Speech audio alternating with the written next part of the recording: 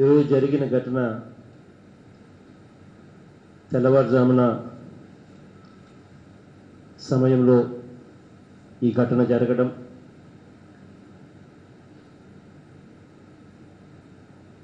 Styrene దాని పేరు ఏంటి స్టైరీన్ అనే ఒక హైడ్రోకార్బన్ ఈ ఫ్యాక్టరీకి రా మెటీరియల్గా ఉపయోగపెట్టుకోవాల్సిన మెటీరియల్ ఎక్కువ రోజులు స్టాక్ ఉండడం వల్ల పాలిమరైజేషన్ జరిగి దానివల్ల జరిగిన దుర్ఘటన కారణంగా ఆ గ్యాస్ తెల్లవారుజామున పూట లీక్ కావడం, చుట్టుపక్కల ఉన్న గ్రామాలు ఆ గ్యాస్ లీక్ కావడం వల్ల ఎఫెక్ట్ కావడం అన్నీ కూడా మన కళ్ళ ఎదుటనే జరగడం బాధాకరమైన అంశం. కానీ ఎల్జీ పాలిమర్స్ అని LG company is a very reputed company, multinational company. అటువంటి మల్టీనేషనల్ కంపెనీ, రెప్యూటెడ్ కంపెనీలో ఇటువంటి ఘటన జరగడం ఇంకా బాధాకరం. ఈ జరిగిన యాక్సిడెంట్కి సంబంధించి లోతుగా అధ్యయనం చేసి రిపోర్ట్ ఇవ్వమని చెప్పి ఒక కమిటీని కూడా కాన్స్టిట్యూట్ చేస్తూ ఉన్నాం. మన special chief secretary environment and forest, secretary industries, secretary PCB, collector గారు అండ్ కమిషనర్ ఆఫ్ పోలీస్ వీళ్ళందరూ కూడా ఈ కమిటీలో సభ్యులుగా ఉండి లోతుగా అధ్యయనం చేసి ఏం జరిగింది, ఇటువంటివి మళ్ళీ పునరావృతం కాకుండా ఏం చెయ్యాలి అన్న అంశం మీద వీళ్ళు అధ్యయనం చేసి రిపోర్ట్ ఇస్తారు. ఆ రిపోర్టు ఆధారంగా తదుపరి చర్యలు కూడా ఆ కంపెనీకి సంబంధించి ఏం చేయాలి అని చెప్పి నిర్ణయం తీసుకోవడం జరుగుతుంది. కానీ ఇన్సిడెంట్ తెల్లవారుజామున పూట జరిగినప్పుడు,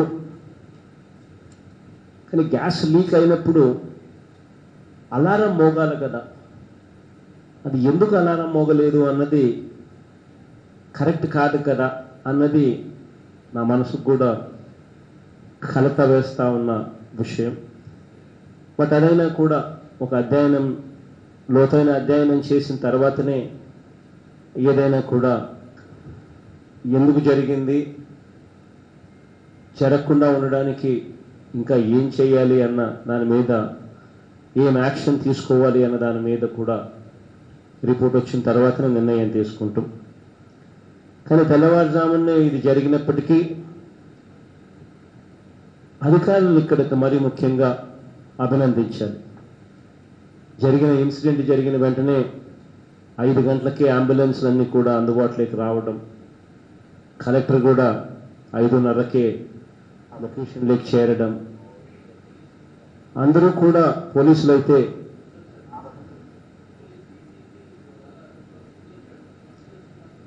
దాదాపుగా 4:40కే పోలీస్ కమిషనర్ కూడా డీసీపీ కూడా వచ్చి రావడం, అన్ని రకాలుగా అధికారులను నిజంగా అభినందించాల్సిన అంశం ఇది.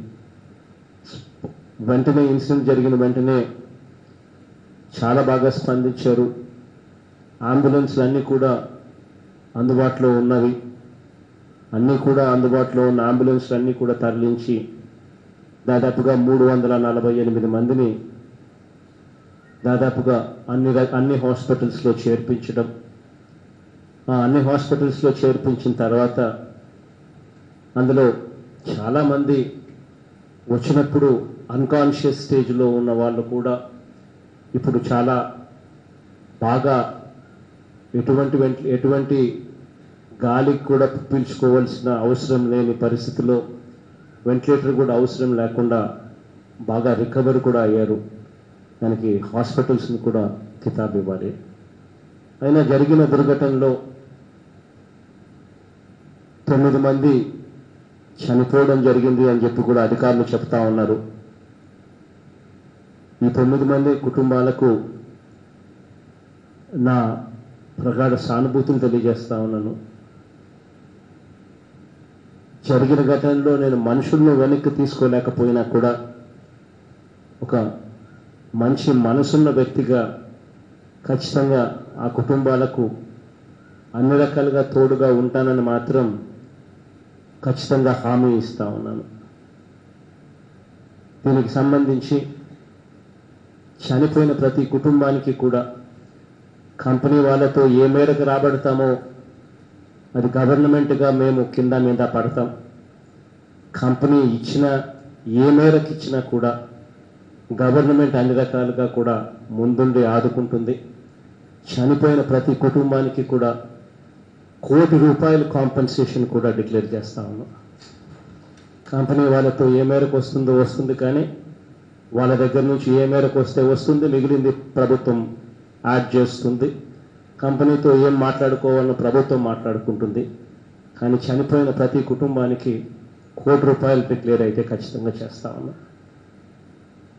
అదొకటే కాకుండా హాస్పిటల్లో ఎవరైతే వైద్యం చేయించుకుంటా ఉన్నారో వాళ్ళు ఎవరైతే ప్రైమరీ కేర్ అంటే భయపడి ఇంకొకటో వచ్చి చిన్న చిన్న సమస్యలతో వచ్చి ప్రైమరీ కేర్ వైద్యంతో వెళ్ళిపోయిన వాళ్ళందరికీ కూడా ప్రైమరీ కేర్ చేయించుకున్న వాళ్ళందరికీ ₹25,000 ఇవ్వడం జరుగుతుంది. హాస్పిటలైజ్ అయ్యి ఎవరైతే 2-3 రోజుల పాటు కనీసం హాస్పిటల్లో ఉండవలసిన పరిస్థితి ఎవరికైతే ఉంటుందో వాళ్ళందరికీ కూడా ₹1,00,000 వాళ్ళందరికీ కూడా కాంపెన్సేషన్ ఇవ్వడం కూడా జరుగుతుంది. వాళ్ళే కాకుండా వెంటిలేటర్ సహాయంతో వైద్యం చేయించుకునే పరిస్థితులకు వచ్చిన వాళ్ళు ఎవరైతే ఉంటారో వాళ్ళందరికీ కూడా ₹10 లక్షల కాంపెన్సేషన్ ఇవ్వడం కూడా జరుగుతుంది.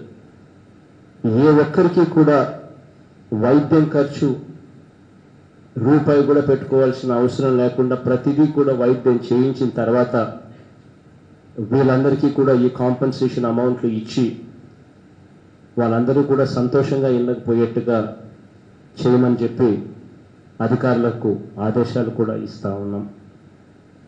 అది కాక దాదాపుగా ఇప్పుడే వినయ్తోనూ కలెక్టర్ గారితోనూ అందరితోనూ ఇంక్లూడింగ్ ఎమ్మెల్యేలతోనూ కూడా మాట్లాడడం తర్వాత అందరం కూడా ఎన్ని ఊర్లు ఎఫెక్ట్ అయ్యాయి ఈ గాలి వల్ల, పోనీలే ఈ గాలి వల్ల మనుషులకు డైరెక్ట్గా ఎఫెక్ట్ ఏం కాకపోయినా కూడా దాని స్ట్రెస్ దాదాపుగా కొన్ని రోజుల పాటు ఈ స్ట్రెస్ వాళ్ళ మీద సైకలాజికల్గా వాళ్ళకు దీని ఎఫెక్ట్స్ కొద్దో గొప్ప స్ట్రెస్ రూపంలోనో ఇంకొక రూపంలోనో ఖచ్చితంగా ఉంటాయి. అటువంటి గ్రామాలు ఏమున్నాయి ఎన్నున్నాయి అని చెప్పి అడగడం జరిగితే ఆ గ్రామాలు అందరూ కూడా చెప్పడం వెంకటాపురం 1 అని, వెంకటాపురం 2 అని, ఎస్సీబీసీ కాలనీ అని, నందమూరి నగర్ అని, పద్మనాభపురం అని అందరూ కూడా ఎమ్మెల్యేలందరూ కూడా చెప్పడం జరిగింది. వీళ్ళందరికీ కూడా వీళ్లకు స్ట్రెస్కు లోనై ఎటువంటి భయాందోళనకు కూడా చెందవలసిన అవసరం లేదు. అన్ని రకాలుగా ప్రభుత్వం తోడుగా నీడుగా ఉంటుందని, ఈ గ్రామాలలో బహుశా ఎంతమంది ఉంటారు అని అంటే దాదాపుగా 15,000 మంది ఈ గ్రామాలలో నివాసం ఉంటా ఉన్నారు అని చెప్పి కూడా చెప్పడం జరిగింది. ఈ 15,000 మందికి కూడా ప్రతి మనిషికి 10,000 రూపాయలు కూడా ఆర్థిక సహాయం కూడా చేయమని చెప్పి కూడా కలెక్టర్ గారికి ఆదేశాలు కూడా ఇవ్వడం జరుగుతూ ఉంది. అన్ని రకాలుగా తోడుగా ఉంటామని చెప్పి మరొకసారి కూడా తెలియజేస్తా ఉన్నా. ఆ గ్రామాలలో మెడికల్ క్యాంప్స్ పెట్టమని చెప్పి కలెక్టర్ గారికి ఆదేశాలు ఇస్తా ఉన్నాం. అక్కడ గ్రామాలకు వెళ్ళలేని వ్యక్తులు ఎవరైనా ఉంటే వాళ్ళ కోసం షెల్టర్ ప్రొవైడ్ చేయండి, చేసి వాళ్ళ కోసం మంచి భోజనం పెట్టండి అని చెప్పి కూడా కలెక్టర్ గారికి ఆదేశాలు ఇస్తా ఉన్నాం. వినయ్, మంచి భోజనం, please keep that in mind. మంచి భోజనం పెట్టమని చెప్పి కూడా కలెక్టర్ గారికి ఆదేశాలు ఇస్తా ఉన్నాం. ఆ తర్వాత దీనికి జరిగిన ఘటన మీద ఇంతకుముందే చెప్పినట్టు కమిటీ రిపోర్టును వచ్చిన తర్వాత తదుపరి చర్యలు ఏ రకంగా తీసుకుంటాము అనే దాని మీద ఒక నిర్ణయం అంటూ తీసుకోవడం జరుగుతుంది. చీఫ్ సెక్రటరీ గారిని కూడా ఇక నెక్స్ట్ 2 days ఇక్కడే ఉండమని చెప్పి కూడా చీఫ్ సెక్రటరీ గారిని కూడా అభ్యర్థిస్తా ఉన్నా. ఆవిడ కూడా ఈ నెక్స్ట్ 2 days ఇక్కడే ఉంటుంది. పూర్తిగా ఈ విషయం మీదనే అమ్మను కూడా ఇక్కడే ఉండమని చెప్పి రిక్వెస్ట్ చేస్తా ఉన్నా. సో సిఎస్ గారు ఇక్కడే ఉంటారు, కన్నబాబన్న మంత్రి, ఇన్ఛార్జ్ మంత్రి ఈ జిల్లా ఇక్కడే ఉంటాడు, తాను ఇక్కడే ఉంటాడు. ఎలాగో అవంతి అండ్ కృష్ణదాస్ అన్న, బొత్స అన్న అయితే ఎలాగో ఇక్కడ ఈ ప్రాంతానికి చెందిన మంత్రులే కాబట్టి వీళ్ళు కూడా అందుబాటులోనే ఉండమని చెప్తా ఉన్నా. ఆ గ్రామాలకు ఎటువంటి అవసరాలు ఏమొచ్చినా కూడా వీళ్ళంతా కూడా దగ్గరుండి ఏ చిన్న సమస్య రాకుండా అన్నీ కూడా ఇంప్లిమెంట్ అయ్యేట్టుగా చూసుకోమని చెప్పి అందరినీ కూడా కోరుతా ఉన్నా. మరొకసారి ఆ గ్రామాల్లో ఉన్న ప్రతి ఒక్కరికి కూడా చెప్పదలుచుకున్నా, ఈ గ్రామాలలో జంతువులు కూడా కొన్ని చనిపోవడం జరిగాయని చెప్పి కూడా చెప్పడం జరిగింది. ఆ జంతువులకు సంబంధించి ఏవైతే చనిపోయాయో మొత్తం ఎవరికి కూడా ఇబ్బంది లేకుండా వాళ్ళకు పూర్తి కాంపన్సేషన్ 100% కాంపన్సేషన్ ఇవ్వడమే కాకుండా ఇంకా జంతువుకు కూడా ఇబ్బంది లేకుండా చూసుకునే దానికోసం ప్రతి జంతువుకు ఇంకొక 20,000 రూపాయలు అడిషనల్గా జంతువు కోనిచ్చి ఇంకొక 20,000 రూపాయలు వాళ్ళ చేతుల్లో కూడా పెట్టి ఇవ్వమని చెప్పి కూడా కలెక్టర్లకు ఆదేశాలు జారీ చేస్తూ ఉన్నాం. ఈ చనిపోయిన కుటుంబాలకు సంబంధించి ఆ కుటుంబానికి సంబంధించి మనుషులను అయితే నేను తీసుకురాలేకపోయినా కూడా ఆ కుటుంబాలకు అన్ని రకాలుగా తోడుగా ఉంటామని మాత్రం ఖచ్చితంగా హామీ ఇస్తా ఉన్నా. వాళ్ళకు సంబంధించి ఏమన్నా వాళ్ళ కుటుంబ సభ్యులకి ఏదైనా ఉద్యోగాలకు సంబంధించిన అంశాలు కూడా అదే కంపెనీలో ఆ కంపెనీ రిపేర్ అయ్యి నడచడం మొదలుపెట్టిన తర్వాతనో లేకపోతే ఆ కంపెనీని వేరే చోటికి షిఫ్ట్ చేసిన తర్వాతనో మరి కమిటీ రిపోర్ట్ ఏం చెప్తుందో ఆ రిపోర్ట్ ఆధారంగా నిర్ణయం తీసుకుంటాం. కానీ ఎల్జీ అనే సంస్థ పెద్ద సంస్థ, మల్టీనేషనల్ కంపెనీ, అది ఎక్కడ పెట్టినా కూడా బాగా మంచి ప్రమాణాలను పాటిస్తుంది అని చెప్పి గట్టిగా నమ్మకం ఉంది. అక్కడి నుంచి షిఫ్ట్ చేయాల్సి వస్తే కూడా ఏమాత్రం మొహమాటం లేకుండా ఖచ్చితంగా అది కూడా చేయించే కార్యక్రమం కూడా ఖచ్చితంగా చేస్తాము.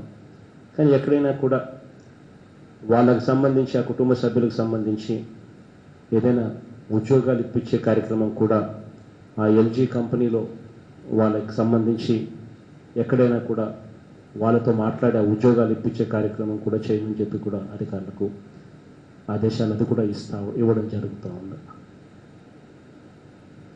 మరొకసారి జరిగిన ఘటన మీద చాలా కలత చెందే విషయం. కానీ జరిగిన ఘటన మీద ఒక మంచి మనిషిగా చేయగలిగిందంతా చేయడానికి కోసం ప్రభుత్వం అన్ని రకాలుగా ముందుంటుంది అని చెప్పి మరొకసారి తెలియజేస్తూ మనం బాగా చూసుకోమని అధికారులు మరొకసారి చెప్తూ సెలవు తీసుకుంటాను.